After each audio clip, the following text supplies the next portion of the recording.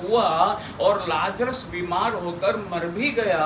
और जब यीशु मसीह को मालूम पड़ा कि तुम्हारा मित्र लाजरस क्या है, बीमार है, तब बाइबल कहती यीशु मसीह ने कहा ये बीमारी मृत्यु की नहीं परंतु परमेश्वर की महिमा के परंतु लिए है। परमेश्वर की महिमा के लिए है। मेरे प्रिय लोगों, जब मैं बीमार पड़ा, मुझे मालूम पड़ा कि मेरी दोनों किडनियां फेल हो गई हैं, दोनों किडनियां समाप्त हो गई, डॉक्टर के अनुसार 85% मेरी दोनों किडनियां डैमेज हो गई तब। और उस समय जब मुझे मालूम पड़ा, मैं भयानक रूप से बोलना चाहिए विपरीत परिस्थितियों में आ गया, मैं तकलीफ में आ गया, मैं पीड़ा में आ गया, मुझे समझ में नहीं आया अब मुझे क्या करना चाहिए, क्योंकि अचानक से मुझे मालूम पड़ा कि मेरे दोनों गुर्दे खराब हो गए हैं। तब मैंने प्रार्थना किया, परमेश्वर मुझसे बात कीजिए, प्रभु मुझसे बोलिए, मुझे हियाव दीजिए, मुझे हिम्मत दीजिए ऐसी परिस्थिति में। उस समय सबसे पहला जो वचन मेरे पास मुझे प्रभु ने दिया, पवित्र आत्मा ने दिया, वो यही था कि ये बीमारी मृत्यु की नहीं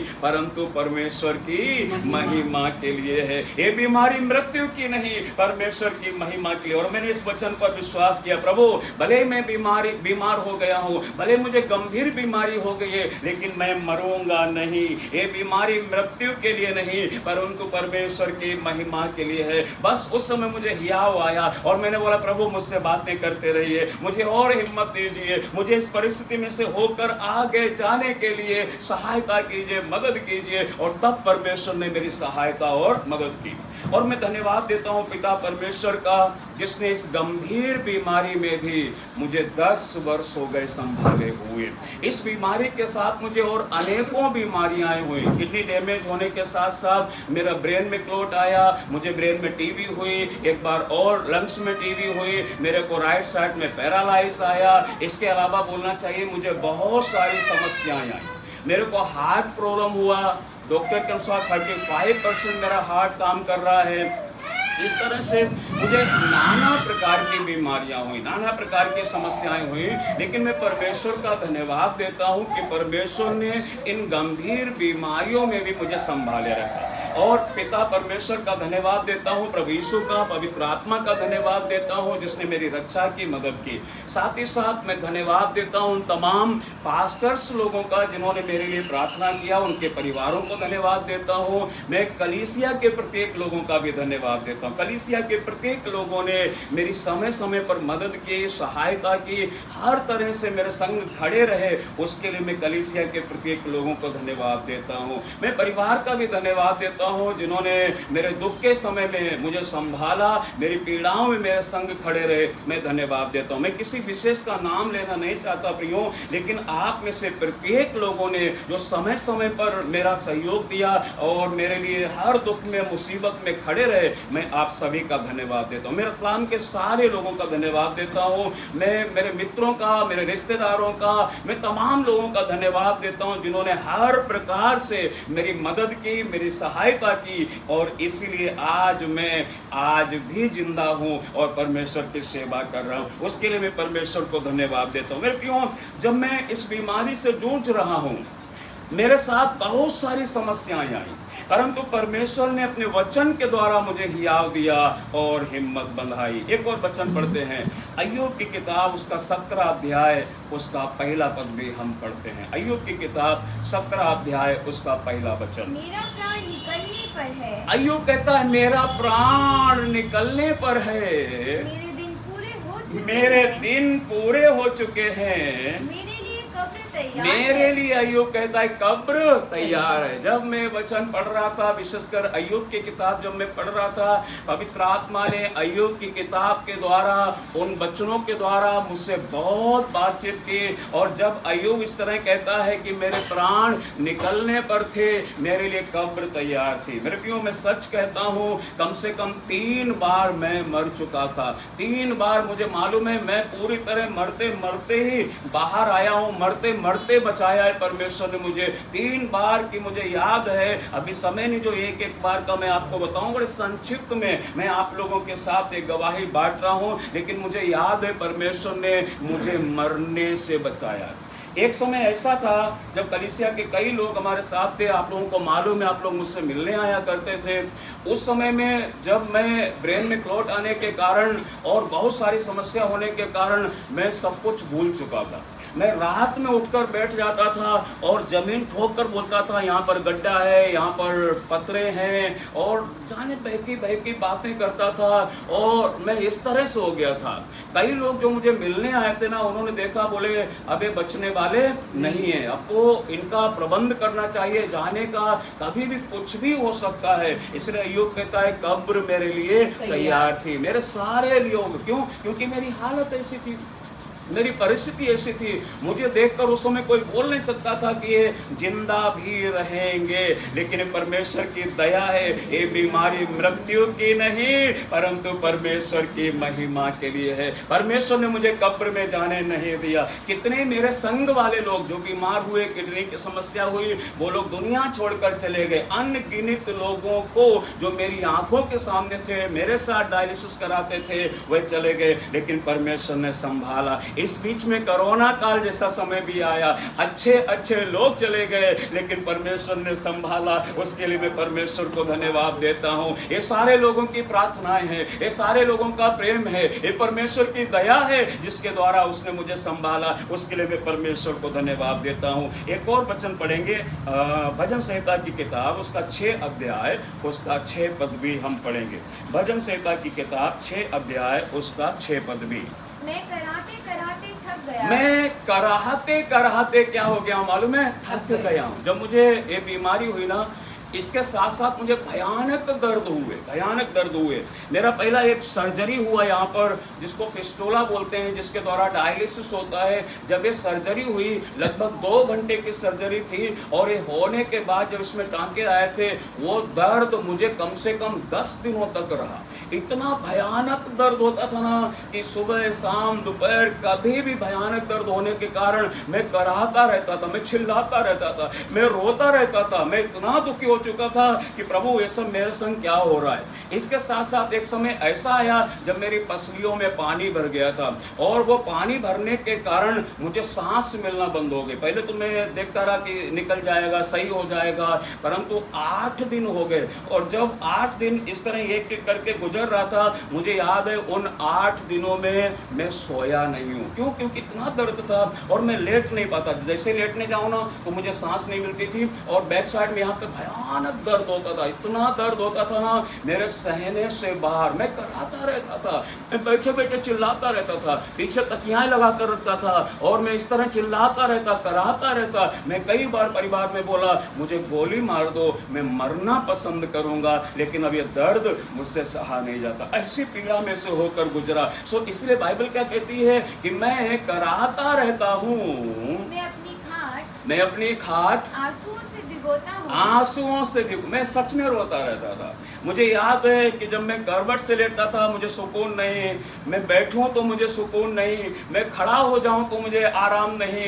मैं रोता था, मैं आंसुओं से रोता था। जैसे छोटा बच्चा रोता है ना जिंदगी के समय में, या कोई चीज मांगता है तब वो कैसे रोता है ना, भयानक आंसू गिराते हुए, मैं ऐसे आंसू गिरा गिरा के रोता था। इतना दर्द होता था, इतनी पीड़ा होती थी, और रात रात भर मैं बैठा रहता था। सो बाइबल कहती है, भजन संहिता में दाऊद भी कहता है कि मैं क्या करता हूँ, आंसुओं के द्वारा अपने बिछौनों को गीला करता हूँ। आंसू मेरे गिरते रहते हैं। इतनी भयानक पीड़ा और दर्द में से होकर मैं भी गुजरा। फिर आगे थोड़ा सा, प्रति रात मेरा बिछौना भीगता है, मेरा बिछौना आंसुओं के द्वारा क्या होता है, भीगता है। प्रति रात, ऐसी कितनी रातें गुजरी, प्रति रात ऐसा एक दिन नहीं गुजरा जिस दिन मैं सुकून से रह पाया हूँगा। शुरुआती जब मुझे बीमारी हुई तब ऐसी एक रात नहीं गुजरी जिस रात में बड़े आराम से सो पाया हूँगा। मेरे साथ बहुत कुछ हुआ, लेकिन परमेश्वर का धन्यवाद हो, आज अप्रैल 6 तारीख को ये 10 वर्षों तक परमेश्वर ने मुझे संभाले रखा। इसमें मेरी कोई योग्यता नहीं, ये परमेश्वर की दया है, उसके लिए धन्यवाद देता हूँ। परमेश्वर ने शत्रु और उसकी योजना को असफल कर दिया, उसके लिए मैं परमेश्वर को धन्यवाद देता हूँ। एक और वचन पढ़ते हैं, भजन संहिता की किताब, उसका 41, उसका 8 पद भी हम पढ़ेंगे। भजन संहिता 41 अध्याय उसका 8 पद भी। वे कहते हैं हैं इसे तो कोई बुरा रोग लग इसे गया। कोई बुरा रोग लग गया। जब अब मेरे दूसरे जो लोग हैं ना, दूर वाले जो लोग हैं बोलना चाहिए, या अनजान लोग हैं, जब उनको मालूम पड़ता था तो वो कहते हैं कि इसे क्या लग गया है, बुरा रोग लग गया। और सही बात है, किडनी की जो बीमारी है वो एक भयानक बुरा रोग है, लेकिन इन सारे वचनों के द्वारा परमेश्वर ने मुझे हियाव दिया, परमेश्वर ने मुझे हिम्मत दिया। आज जो भी वचन हम यहाँ पर पढ़ रहे हैं ना, इन एक एक वचनों के द्वारा पवित्र आत्मा ने मुझसे बातें किया। कई मेरे अपने लोगों ने बोला इसे कोई बुरा रोग लग गया है। अब जो ये पड़ा है, अब जो ये पड़ा है कभी उठने का नहीं। ये कभी उठने का नहीं। मेरे कई लोगों ने बोला, जो दूर के लोग थे ना या जो अनजान लोग थे, उन्होंने बोला अब जो ये पड़ा है ये कभी उठने का नहीं, ये उठ ही नहीं सकता है। आपको मालूम होगा, आप लोगों ने जो पुराने मुझे देखा होगा, शुरुआती में मेरा वजन था 72 किलो, और जब मैं बीमार पड़ा लगभग 1 से 2 साल गुजरे, मैं 40 किलो पर रह गया था। 40 किलो कहाँ, 72 किलो, फिर मैं 40 किलो में आ गया। लेकिन परमेश्वर का धन्यवाद हो, अभी आज का अगर मैं अपना वजन बताऊं, मेरा वजन अभी 60 किलो है। परमेश्वर का धन्यवाद हो जो परमेश्वर ने मेरे शरीर को वापस से बलवान कर दिया। मेरे प्रिय लोगों, ये परमेश्वर ही है जिसने मुझे बल दिया है, ये परमेश्वर ही है जिसने मुझे जीवन दिया है, ये परमेश्वर ही है। कितने लोगों ने बोला अब जो ये पड़ा है तो फिर दोबारा उठने का नहीं। कई लोगों ने बोला अब ये नहीं बचेंगे, अब ये दुनिया छोड़कर चले जाएंगे, आप इनका प्रबंध कर लीजिए, इनके जाने का प्रबंध कर लीजिए। मेरी आंखें ऐसी हो गई थी पत्थर के समान। लोग आते थे, मुझसे मिलते थे, और मैं कहाँ देख रहा हूँ, क्या सोच रहा हूँ, क्या सुन रहा हूँ, कुछ अता पता नहीं रहता। ऐसी कंडीशन से गुजरा मेरे प्रिय लोगों। मैं फिर कहता हूँ हमारा परमेश्वर जिंदा परमेश्वर है, उसी ने मुझे जीवन दिया है। वो हम सबको जीवन देने वाला परमेश्वर है, वह मृत्यु से बचाने वाला परमेश्वर है। लेकिन इस तरह की बहुत लोगों ने बातें की कि अब ये बचने वाले नहीं। इसके साथ साथ मुझे हेपेटाइटिस बी हो गया था। हेपेटाइटिस बी बोलेंगे तो सबसे खतरनाक एक बीमारी है। अगर व्यक्ति को हो जाए तो वो जल्दी ठीक नहीं होती बोलना चाहिए, लेकिन परमेश्वर का धन्यवाद हो, हेपेटाइटिस बी से मेरे को सी में आया, हेपेटाइटिस सी हुआ, सी से अभी मैं नॉर्मल मशीन पर हूँ। नॉर्मल मशीन पर मेरा डायलिसिस होता है, ना हेपेटाइटिस बी रहा ना सी रहा, अभी परमेश्वर ने मुझे नॉर्मल कर दिया है। सो मैं परमेश्वर को धन्यवाद देता हूँ। जो हेपेटाइटिस बी होता है ना, आपको मालूम होगा डॉक्टर आपको बहुत सारे केयर करने के लिए बोलते हैं। आपको यहाँ तक बोल देते हैं आपके परिवार से बिल्कुल अलग रहना है, आपका टॉवेल अलग रहना है, आपके खाने के बर्तन अलग रहना है, जितना हो सके आपको अलग रहना है। और अगर आपको कहीं कट लगता है, ब्लड निकलता है, तो परिवार के कोई भी लोग या कोई भी लोग अगर आपको उसमें ड्रेसिंग करते हैं तो उनको ध्यान रखना है ग्लव्स पहन के ही करें, बिना ग्लव्स ना करें। यदि उनके कोई घाव हुआ, आपका ब्लड उनको लगा तो उनको भी होने के चांस हैं। इस तरह की बीमारी थी। तो उस समय कई लोगों ने बोल दिया कि इनको तो बिल्कुल अलग ही कर दो, लेकिन परमेश्वर का धन्यवाद हो, पूरी तरह तो मैं अलग नहीं हुआ, लेकिन परमेश्वर ने संभाला और हम सब लोगों को परमेश्वर ने ऐसा बल दिया कि हम उस समय में भी प्रार्थना करके परमेश्वर को पुकार सकें, और परमेश्वर ने हमारी प्रार्थना को सुना। एक और वचन पढ़ते हैं, भजन संहिता की किताब उसका 102 अध्याय उसका 3 पद से लेकर 7 पद तक हम पढ़ेंगे। भजन संहिता की किताब उसका 102 अध्याय 3 पद से हम पढ़ेंगे। क्योंकि मेरे दिन धुएं के समान उड़े जाते हैं। दाऊद कहता है मेरे दिन किसके समान उड़े जाते हैं? धुएं धुएं के समान। जब मैं बीमार पड़ा ना तो डॉक्टर ने फर्स्ट टाइम बोला था कि आप 2 दिन के मेहमान हैं, आपके लिए तो ग्रेवयार्ड में प्रार्थना चलती होगी। तो मैं सोचा ग्रेवयार्ड में प्रार्थना, फिर अचानक से ध्यान आया जब कोई चला जाता है तब उसके लिए ग्रेवयार्ड में प्रार्थना होती है। मैंने बोला ऐसा मुझे क्या हुआ है, लेकिन विश्वास कीजिए मेरे प्रिय लोगों, ऐसा वचन बतलाता है, दाऊद भी कहता है मेरे दिन किसके समान गुजरे जाते हैं? धुएं के समान लुप्त हुए जा रहे, गुजरे जा रहे। मुझे भी लगा मेरे दिन खत्म हो गए हैं, अब मेरे लिए जीने के आगे दिन नहीं आएंगे, अब मैं आगे नहीं जी पाऊंगा, आगे नहीं चल पाऊंगा। लेकिन परमेश्वर का धन्यवाद हो, परमेश्वर ने मुझे आयु बढ़ा कर दे दिया है। सो दाऊद कहता है मेरे दिन धुएं के समान गुजरे जाते हैं, और मेरी हड्डियां लुप्ती के समान लुकटी के समान जल गई है। हाँ, मेरी हड्डियां भी लुकटी के समान क्या हो गई हैं? जल गई। हाँ, मेरी हड्डियों में भी बहुत दर्द रहता था, जोड़ों में दर्द रहता था, इतनी पीड़ा रहती थी मैं आपको क्या बताऊं। और अभी 4-6 महीने पहले मेरे को पैर में भी फ्रैक्चर हुआ था।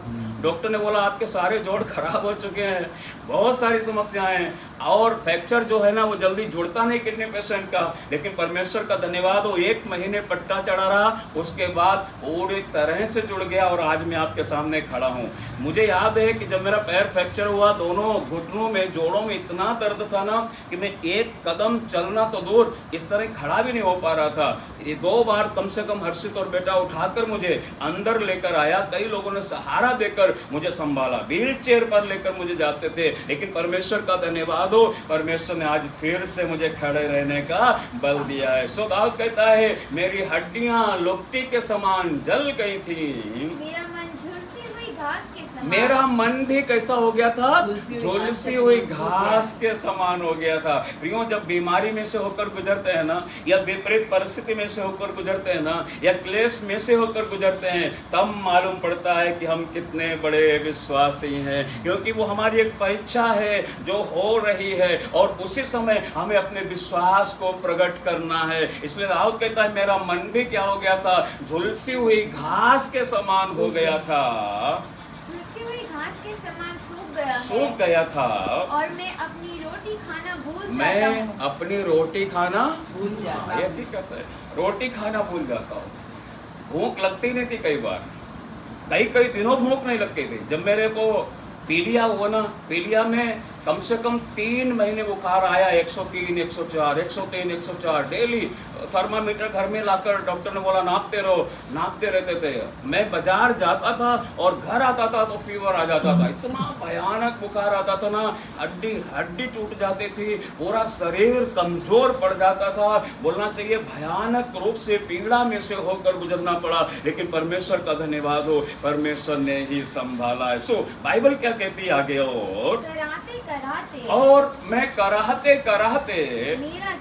मेरा चमड़ा हड्डियों से क्या हो गया? सट गया है। मैंने बोला ना मैं 72 किलो का था, 40 किलो का रह गया। तो मैं इतना दुबला हो गया था ना कि मेरे जो पुराने कपड़े थे ना वो आज तक भी फिट नहीं आते हैं करके यूँ वो किसी न किसी को फिर देने पड़ गए। लेकिन परमेश्वर का धन्यवाद हो, परमेश्वर ने ही जिंदा रखा है। तो दाऊद कहता है कि कराहते मेरा चमड़ा जो है मेरी हड्डियों से क्या हो गया है? सट गया है।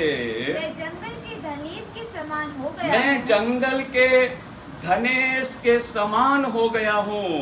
मैं उजड़े स्थानों के उल्लू के समान मैं बन गया उजड़े स्थानों के उल्लू के समान हो गया हूँ। मैं पड़ा जागता मैं रहता हूँ। पड़ा दाऊद कहता है क्या करता हूँ? जागता रहता हाँ, हूँ। रात में नींद नहीं आती थी। कई बार ये सब लोग तो सो ही जाते हैं, बेचारे थके थकाए तो क्या करेंगे, रात भर मेरे साथ थोड़ी जागते रहेंगे। लेकिन मैं पड़े क्या करता था? जागता रहता था। मैं दीवार देखता था, मैं घड़ी देखता था, मैं पंखा देखता था, मैं छत देखता था।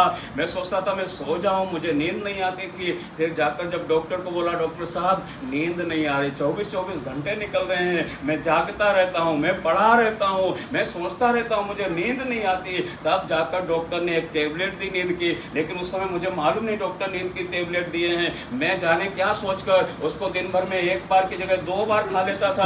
इतनी नींद आती थी ना कि कोई मिलने आया है तो वो बैठा रहता था, मैं सो जाता था। समझ में नहीं आया हो क्या रहा, अब इतनी नींद क्यों आ रही है। डॉक्टर को बोला डॉक्टर साहब बहुत नींद आ रही है। डॉक्टर ने बोला ये वाली टेबलेट खा रहे? हाँ खा रहे। कितने टाइम खा रहे? 2 टाइम। अरे 2 टाइम नहीं खाना है, जब आपको नींद नहीं आए तब खाना है करके। मैंने बोला ये क्या गड़बड़ हो गई, मतलब समझ में नहीं आता था क्या करना है क्या नहीं करना है। सो परमेश्वर का धन्यवाद हो, लेकिन परमेश्वर ने हर टाइम टू टाइम संभाले रखा मेरे प्रिय लोगों। तो बाइबल क्या कहती है कि मैं कराहते रहता हूँ और गौरे के समान हो गया और मैं गौरे के समान हो गया हूँ। जो छत के ऊपर अकेला बैठता जो है। छत के ऊपर अकेला बैठता मैंने है। बोला ना ये लोग घर में तो रहते थे, लेकिन जब सो जाते थे ना तो मुझे यही लगता है कि मैं अकेला हूँ, मैं गौरे के समान हो गया हूँ। मैं इधर देख रहा हूँ कोई गौरैया नहीं दिख रही, मैं उधर देख रहा हूँ कोई कबूतर नहीं दिख रहा, मैं उधर देख रहा हूँ कुछ नहीं दिख रहा। मुझे ऐसा लग रहा है कि मैं अकेला हो गया हूँ, मैं गौरे के समान हो गया हूँ जो छत के ऊपर अकेला बैठा रहता है। यूँ जब बीमारी में से या समस्या में से हम गुजरते हैं ना, तो कई बार ये सारी चीजें आती हैं, लेकिन मैं फिर धन्यवाद देता हूँ परमेश्वर ने मुझे वचन पढ़ने के लिए उस समय मन दिया। मैंने वचन पढ़ना बंद नहीं किया। एक समय आया जब भयानक दर्द हुआ, मेरी प्रार्थना बंद हो गई, मेरा बाइबल पढ़ना बंद हो गया, लेकिन तो भी मैंने बोला प्रभु कुछ तो वचन दो, कुछ तो हियाव दो, मुझसे थोड़ी देर तो बातें करो। तब ये सारे वचनों के द्वारा जो आज हम पढ़ रहे हैं, प्रभु ने मुझसे बोला और बातें किया। फिर थोड़ा और आगे, मेरे शत्रु लगातार मेरी नाम धराई करते हैं। आपको मालूम है कई लोगों ने मुझे क्या बोला मालूम है? जरूर पाप किया होगा, मेरे विषय में बोला इन्हें जरूर पाप किया होगा तभी ये बीमारी आई। मैंने बोला प्रभु ऐसा सुनने में आ रहा है, मैंने जरूर पाप किया होगा इसलिए बीमारी आई। फिर प्रभु ने मुझे दूसरे और वचन देना शुरू किया। बाइबल कहती है पौलुस को भी एक रोग लगा था, एक कांटा चुभाया गया था, एलिसा बीमारी में ही मर गया। नए नियम में बहुत सारे दूसरे और सेवक लोग बीमार थे, यहाँ तक कि तीमुथियुस का पेट तो हमेशा खराब रहता था। मैंने बोला प्रभु क्या इन सारे लोगों ने भी पाप किया होगा इसलिए बीमारी आई क्या? अय्यूब ने क्या किया? पाप किया इसलिए बीमारी आई क्या? परमेश्वर ने, लेकिन उन समय में भी परमेश्वर ने अपने वचन के द्वारा मुझे हियाव और हिम्मत बनाया। तब प्रभु ने बोला जो कुछ भी बोलता है उसे बोलने दो, लेकिन मैं अपनी आंखें परमेश्वर की ओर ही लगा के रखूं। जब मेरे अंदर ऐसा आया तो मैंने उन तमाम बातों को अनदेखा कर दिया, अनसुना कर दिया। कोई को क्या बोलना है बोलने दो मेरे प्रिय लोगों, लेकिन परमेश्वर मुझसे क्या बोल रहा है वो मुझे देखना है। शत्रु लोग जो है ना वो कई बार आपके विषय में ऐसा बोलेंगे जब आप बीमार होंगे कि ऐसा किया होगा वैसा किया होगा, लेकिन परमेश्वर जानता है ये समस्या हमारे ऊपर क्यों आई है। ओके, थोड़ा और हम आगे जाएंगे। अय्यूब की किताब उसका 30 अध्याय उसका 28 पद एक बार हम पढ़ेंगे। अय्यूब की किताब उसका 30 अध्याय उसका 28 पद भी हम पढ़ेंगे। पहरावा पहने हुए, हाँ, अय्यूब कहता है मैं शोक का पहरावा पहने हुए, मानो बिना सूर्य की गर्मी के काला हो गया हूँ। मैं क्या हो गया हूँ? काला हो गया हूँ। अभी जो मैं आप दिख रहा ना काला काला, मैं पहले गोरा था लेकिन इतना भी ज्यादा नहीं, लेकिन अभी जितना काला होना इससे थोड़ा तो गोरा था, लेकिन मैं बिना सूर्य की गर्मी से क्या हो गया मालूम है? अभी मैं कुछ भी इस्तेमाल कर लूँ क्रीम वगैरह, लेकिन गोरा नहीं हो सकता। वो काला होने का कारण जो डायलिसिस चलता है ना प्रक्रिया, तो मशीन में जब ब्लड जाता है ना वो ब्लड फिल्टर होकर 4 घंटे में वापस शरीर में आता है, तो उससे हर पेशेंट क्या हो जाता है? काला हो जाता है। तो इसीलिए मैं क्या हो गया मालूम है? काला हो गया हूँ। बिना सूर्य की गर्मी से मैं क्या हो गया हूँ? काला हो गया हूँ। लेकिन कुछ भी हो, मैं काला तो हूँ लेकिन सुंदर हूँ। सुलेमान ने बोलती है श्रेष्ठ की किताब में कि मैं काली तो हूँ परंतु कैसी हूँ?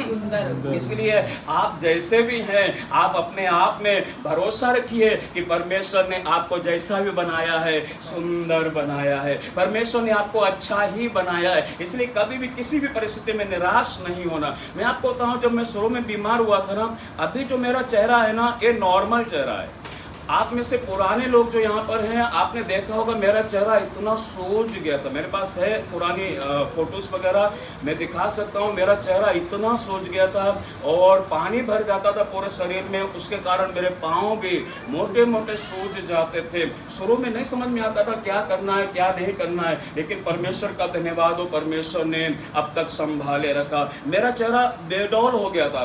मैं खुद ही मेरा जब आईने में देखता था ना मुझे लगता था प्रभु ये क्या चेहरा, कितना सुंदर था, मैं स्मार्ट सा था, अभी मैं कैसा दिख रहा हूँ प्रभु, मैं खुद अपने आप में अच्छा नहीं लग रहा हूँ। कम से कम चेहरा तो अच्छा दिखना चाहिए ना। लेकिन परमेश्वर का धन्यवाद हो अभी मैं वापस से अपने नॉर्मल चेहरे में आ गया हूँ। लेकिन मैं इस बीमारी के कारण बताऊँ, मुझे ऐसा लगता है मेरी ये वाली आँख थोड़ी सी छोटी हो गई है। वो एक बाबा जी है ना, एक बड़ी एक छोटी, वैसे मुझे कई बार दिखती है, 1-2 फोटो में देखा है। हाँ ऐसा हो गया है इस बीमारी के कारण, लेकिन जो भी हो तो अभी मैं सुंदर ही हूँ। मैं अपने आप को कभी ये नहीं कहूँगा कि मैं बुरा दिख रहा हूँ, क्योंकि मुझे परमेश्वर ने बनाया है और परमेश्वर ने मुझे बहुत ही सुंदर बनाया है। सो मैं परमेश्वर का धन्यवाद देता हूँ। सो बाइबल कहती है यहाँ पर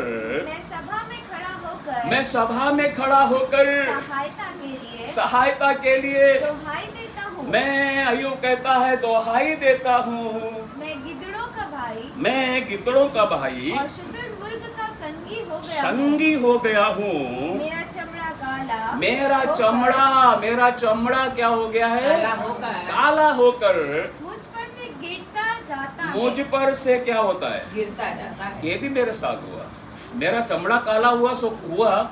सर्दियां जब आती है ना, अभी भी होता है, क्योंकि पानी की कमी हो जाती है पूरे शरीर के अंदर में। तो आप देखना पूरी जो ऊपर का चमड़ा है ना, स्किन है ना, वो पूरी खिर खिर कर गिरने लग जाती है। तो सर्दियों में भयानक तेल लगाना पड़ता है पूरी बॉडी के अंदर। क्यों? क्योंकि पूरी जो बॉडी है ना वो सूख जाती है पानी भरपूर ना होने के कारण। डायलिसिस में शरीर का सारा पानी जो है मशीन के द्वारा निकाला जाता है, जिससे पूरा शरीर सूख जाता है। तो ऐसा मेरे साथ कई बार हुआ। पूरे शरीर के अंदर से पेट में देखो, पैर में देखो, हाथ में देखो, पूरा चमड़ा खिर खिर के गिरने लग जाता है। सो अय्यूब वही कहता है, मेरा चमड़ा काला होकर क्या हो गया है?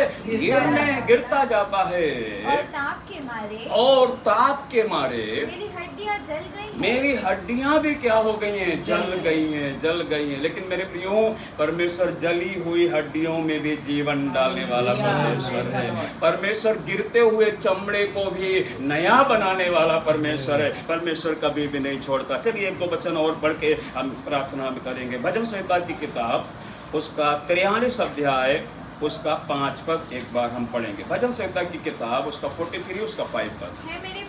हे मेरे प्राण, तू क्यों गिरा जाता हाँ, तू क्यों गिरा जाता है? मेरे प्राण, तू क्यों गिरा जाता है? आपको मालूम है, जब ये पीड़ाएं आए, जब ये तकलीफें आए, मैं फिर कहता हूँ, मैं आपको बड़े संक्षिप्त रूप में बता रहा हूँ, लेकिन मेरी गवाही एक एक बात को लेकर बहुत लंबी है। और जब मेरे ऊपर एक बीमारी आई, ये समस्या है, मेरा प्राण ऐसा हो गया था जैसे गिरा जा रहा है, मेरा प्राण निकला जा रहा है।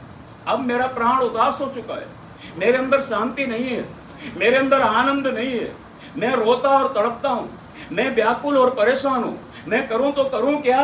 मैं जाऊँ तो जाऊँ किसके पास? उस समय प्रभु ने इस वचन के द्वारा मुझसे बात की कि हे मेरे प्राण, तू क्यों गिरा जाता है? तू क्यों गिरा जाता है? तू अंदर ही अंदर क्यों व्याकुल है? परमेश्वर पर क्या रख? परमेश्वर पर क्या रख? परमेश्वर पर भरोसा रख। क्योंकि वह मेरे मुख की चमक, परमेश्वर मेरे मुख की क्या है? परमेश्वर हम सबके मुख की क्या है? चमक। परमेश्वर मेरे मुख की चमक, और मेरा परमेश्वर और वह मेरा परमेश्वर है। मैं फिर उसका धन्यवाद मैं करूंगा। फिर उसका क्या करूंगा? धन्यवाद मैं करूंगा। मरूंगा नहीं, मैं फिर उसका धन्यवाद करूंगा। मैं जिंदा रहकर मैं फिर उसका धन्यवाद करूंगा। ये पीड़ा निकल जाएगी, ये दर्द से छुटकारा मिल जाएगा, इन आंसुओं से परमेश्वर छुड़ा लेगा, इस अंधकार से परमेश्वर छुड़ा लेगा, इस रोग से परमेश्वर बचाएगा, और मैं फिर वापस उसका क्या करूंगा? मैं धन्यवाद करूंगा। हे मेरे प्राण, तू क्यों गिरा जाता है? परमेश्वर पर क्या रख? भरोसा। मेरे प्रियो, मैं आपसे कहना चाहता हूँ, जब कभी जीवन में कोई ऐसी परिस्थिति आए, परमेश्वर पर भरोसा रखना। परमेश्वर, बाइबल कहती है, सर्वशक्तिमान परमेश्वर है, वही जीवन देने वाला परमेश्वर है। परमेश्वर पर भरोसा रखना। एक और वचन पढ़ते हैं, अय्यूब की किताब 5 अध्याय उसका 26 पद हम पढ़ेंगे। अय्यूब की किताब 5 अध्याय 26 पद। इन वचनों के द्वारा प्रभु ने मुझे हियाव और हिम्मत दिया। जैसे पोलियों का ढेर, अय्यूब कहता है, जैसे पोलियों का ढेर समय पर खलिहान में रखा जाता समय है। पर, कब? समय पर खलियान में रखा जाता है, वैसे ही तू पूरी आयु का होकर कब्र को पहुंचेगा। कहाँ पहुंचेगा? मैंने वचन पर विश्वास किया, प्रभु इतनी जल्दी जाने वाला नहीं, पूरी आयु का होकर जाऊंगा, उससे पहले मैं जाने वाला नहीं हूँ। अय्यूब कहता है, मैं पूरी आयु का होकर पहुंचूंगा। परमेश्वर ने मुझसे कहा है कि तू पूरी आयु का होकर कब्र को पहुंचेगा। मैं भी पूरी आयु का हो जाऊंगा तो ही कब्र पर जाऊंगा, उससे पहले मैं कब्र पर जाने वाला नहीं हूँ। चाहे मेरे निकट 1000 गिरे, दाहिनी और 10,000 गिरे, तो भी मैं ना डरूंगा। चाहे कुछ भी हो जाए, मैं नहीं डरूंगा। मैंने परमेश्वर पर भरोसा रखा है, मैं पूरी आयु का होकर कब्र को जाऊंगा। और इसलिए आज 10 साल हो गए परमेश्वर ने संभाला। इन 10 वर्षों में मैं फिर कहता हूँ, बड़ी बड़ी गवाहियां परमेश्वर ने दी है। एक बार जब मुझे पसली में पानी भर गया, मैं बताया 8 दिन सोया नहीं, उस समय 4 दिन ऑक्सीजन पर था। रतलाम में मैं ऑक्सीजन पर जब था ना, और वहाँ जब मैं बैठा हुआ या लेटा हुआ था, उसमें डॉक्टर आया, उन्होंने देखा कि नहीं आप तो अहमदाबाद ही चाहिए इलाज के लिए। तो मैंने बोला ठीक है, आप मुझे यहाँ से रेफ़र कर दीजिए।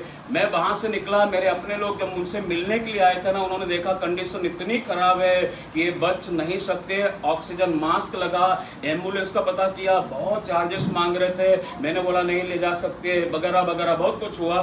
तो मैंने बोला प्रभु आप मुझे बल दीजिए कि मैं यहाँ से अहमदाबाद कैसे भी पहुँच जाऊँ।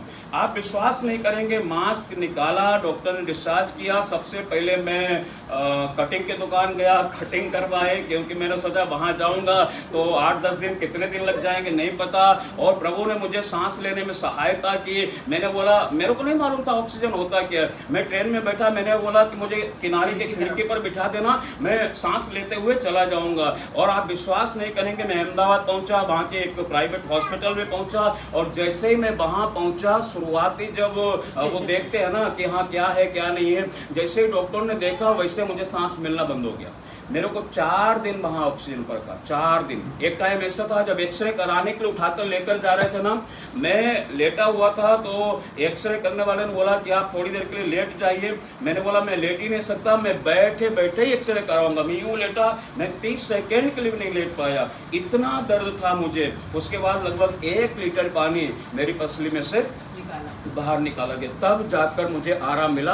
उसके बाद मेरा ऑक्सीजन लेवल नॉर्मल आ पाया करके यूँ। तो परमेश्वर का धन्यवाद हो, उन 4 दिनों में परमेश्वर ने मुझे संभाले रखा, उसके लिए मैं परमेश्वर का धन्यवाद देता हूँ। सो इसलिए बाइबल कहती है तू पूरी आयु का होकर कहाँ पहुँचाया जाएगा, कब्र में पहुँचाया जाएगा। मैंने विश्वास किया प्रभु मैं पूरी आयु का होकर जाऊँगा, मैं बीच में जाने वाला नहीं हूँ। एक आखिरी वचन पढ़कर हम प्रार्थना करेंगे। भजन संहिता की किताब उसका 128 अध्याय उसका 6 पद भी हम पढ़ लेते हैं।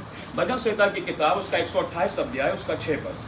परंतु अपने नाती पोतों को भी देखने पाए, परंतु अपने नाती पोतों को भी देखने पाए। मैंने विश्वास किया प्रभु नाती पोते सबको मैं देखकर ही जाऊंगा, उससे पहले जाने वाला नहीं हूँ। सो मैंने विश्वास किया प्रभु मैं पहले नहीं जाऊंगा, मैं नाती भी देखूंगा, पोते भी देखूंगा, आने वाली वंश भी देखूंगा, संतानें देखूंगा, उसके बाद ही मैं यहाँ से कूच करके जाऊंगा। मैं बोलता हूँ एक एक वचन के द्वारा प्रभु बातें। बाइबल कहती है स्तेफनोस को जो पत्थर वाह करके मारा जा रहा था, उसने कहा परमेश्वर मैं मेरी आत्मा तेरे हाथों में सौंपता हूँ, उसके बाद प्राण त्याग दिए।